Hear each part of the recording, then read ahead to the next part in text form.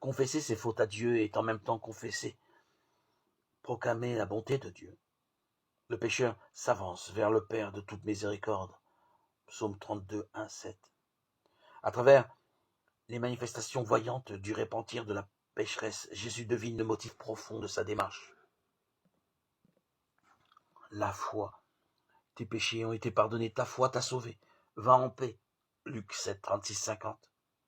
Demander à Dieu son pardon et vraiment reconnaître Dieu dans sa vérité de Dieu Père, celui qui donne et pardonne. Comment te traiterai-je? Mon cœur est bouleversé en moi. Je ne donnerai pas cours à l'ardeur de ma colère, car je suis Dieu et non pas un homme. Osée 11, 8, 9.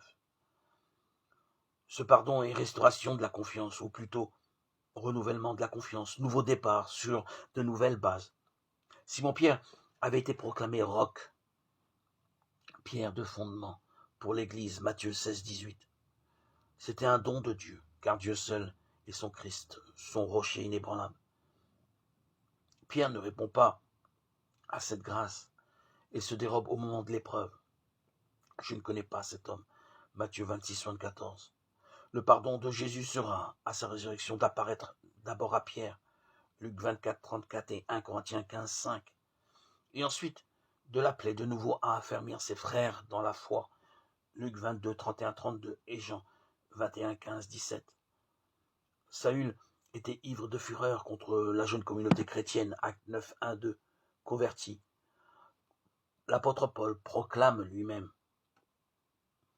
je suis plein de reconnaissance envers celui qui m'a donné la force, Christ Jésus notre Seigneur. C'est lui qui m'a jugé digne de confiance en me prenant à son service. Moi qui étais auparavant blasphémateur, persécuteur et violent.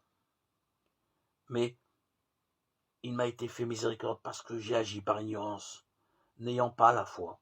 1 Timothée 1, 12, 13.